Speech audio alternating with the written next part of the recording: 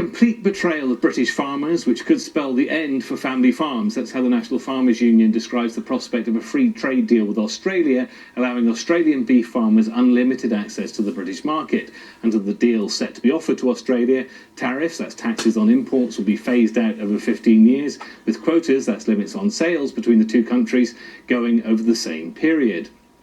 Downing Street, though, insists that any agreement would include protections for British agriculture and won't undercut UK farmers. Well, I spoke to one beef farmer who explained why she and her colleagues are so worried. Kathy Case farms beef cattle at Bigbury in Devon's South Hams.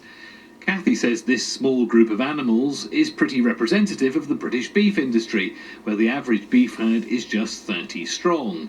Contrast that, she says, with Australia, where you could be looking at 50,000 head of cattle. Their cost of production is far lower than ours. They're set up as a country to export because their population is so low. Whereas here we are in the UK with a massive population that they would like to supply, and supply with cheap beef.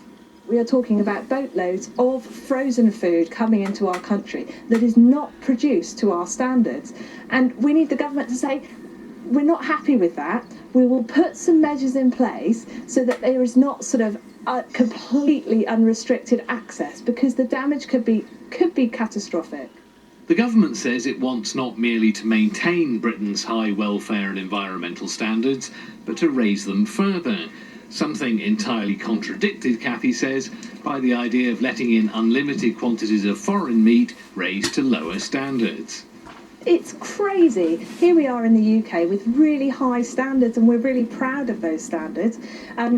And yet there you are looking at a deal with Australia where they are allowed to use growth promoters in their beef, and they are allowed massive feedlot systems. They don't have the individual traceability. They don't have the restrictions on journey times and all of those welfare and transit issues that we are subject to. And the government potentially saying that's okay, we can import produce that is produced to those standards. As the first post-Brexit trade deal, which isn't just a rollover of those with the EU, the Australian deal is symbolically important for the government, and its potential to set the benchmark isn't lost on the farmers. Other countries will be watching it, and so when they come to doing that all-important America trade deal, if we are sold out now, that does not bode well for what they will do in the future trade deals. Well, I also spoke to the Devon MP and beef farmer Neil Parish, who chairs the Commons Environment Committee. I think we need to be careful, because I think access for especially for beef from Australia is more than possible in a trade deal. But let's have an amount, a tonnage, and let's make sure there's a tariff on it, and let's make sure there is time for agriculture and farming in this country to bed in to the trade deal so that we can remain competitive. Australia get their access, but we still have a successful beef and sheep industry, especially across the West Country and across the country. Now, actually, we've been told all week there's been a big division in the cabinet, with people on one side saying, we need to embrace these new freedoms to strike deals outside the EU and certainly not have tariffs and quotas, and then another faction saying, no, absolutely, we should maintain these kinds of protections for the sake of British agriculture. Where are you in that debate?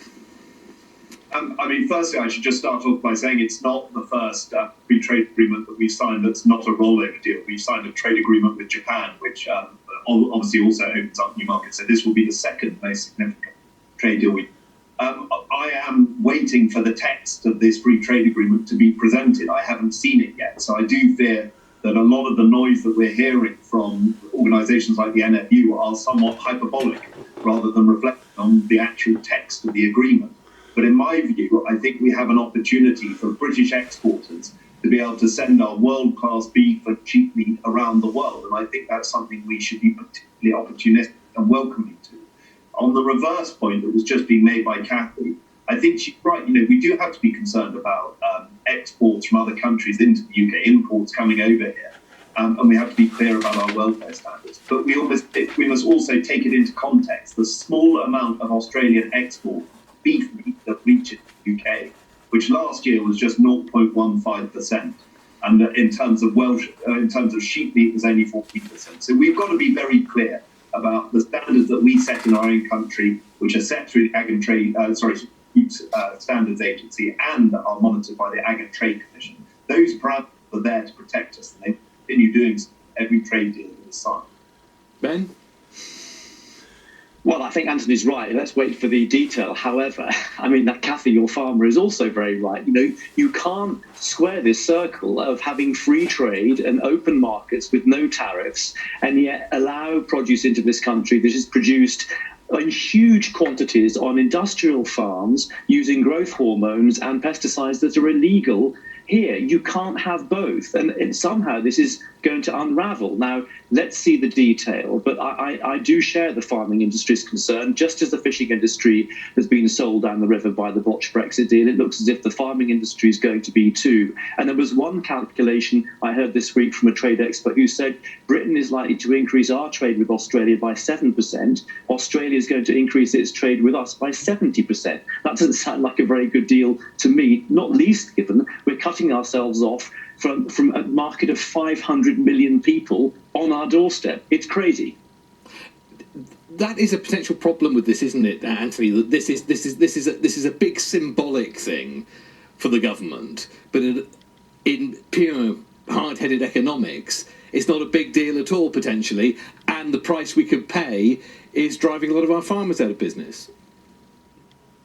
I mean, listen, you've got to look at every trade deal as a flaw, not a ceiling. Trade deals evolve over time. The opportunities grow with time, especially as we work out what works and what doesn't.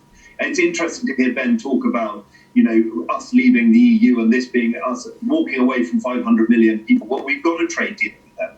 And doing a trade deal with Australia will be the first stepping stone to doing a trade deal with the Comprehensive, Progressive and Trans-Pacific Partnership, which is far more than 500 billion. We have to start talking about trade deals in the terms that give opportunities to our producers. And that's what this trade deal will do, and that is what subsequent trade deals will do. But as I say, we still have to monitor the detail and what's in the text.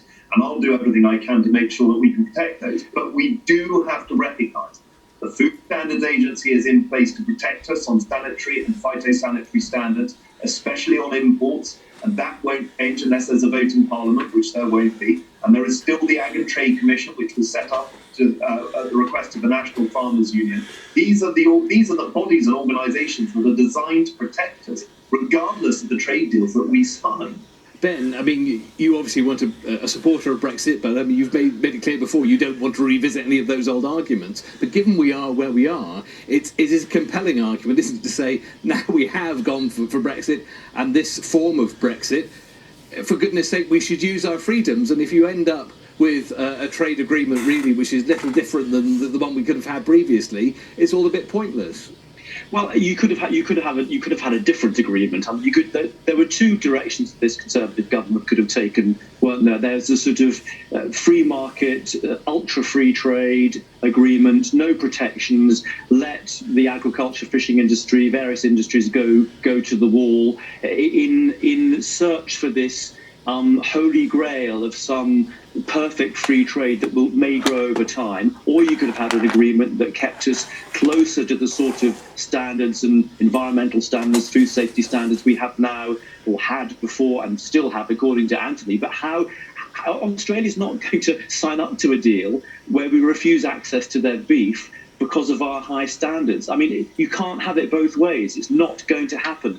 And it looks as if the government has chosen the sort of free trade, ultra-free trade deal, which will lead to sectors and industries in Britain having a very, very hard time. Now, that's the choice the government makes. I think it's the wrong one. But yes, there's a logic to it. But I think they could have gone down a different route of keeping our standards, protecting our farmers and our fishing industry and other industries, and improving the deal we have with the European Union, which we're losing out on already, far more than we're set to gain from any deal with Australia. Anthony, we're told that this will involve, as I said, basically phasing out tariffs and quotas over a 15-year period. Now, that sounds, on the one hand, as if, farmers would have time to prepare, but to prepare for what? I mean, how can they prepare for a situation where they can compete with these huge industrial farms? And of course, as Kathy was saying, because the government puts so much emphasis on not just maintaining but raising environmental and welfare standards here, they're caught in a complete bind. They're being told,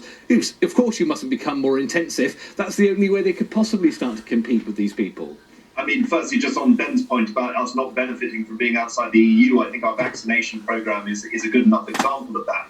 But just on this trade point, I mean, we're trying to compare like for like here in numbers and saying, well, look, the average size of a herd in the UK is 30,000. In Australia, they have 50,000 headstrong herds. That is not the right way to look at it, because actually the reality is the Australian export market is at capacity already. They export to the Pacific Rim more than they will probably ever export to the UK.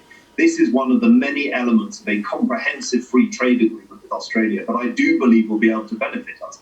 Just let us think about the opportunities for Britain to be able to export its standards and its world-class produce around the world. That will be the possibility with this free trade agreement and other free trade agreements. And you cannot look at each trade agreement that we do as the same thing. They are very radically different. So you can't line this up and think this is what it would be if we did a trade agreement with Canada or Korea or wherever else. So let's be clear about it, but let's also be realistic about the opportunities that are presented to our producers. Okay, well, we'll look forward to seeing the detail. This week,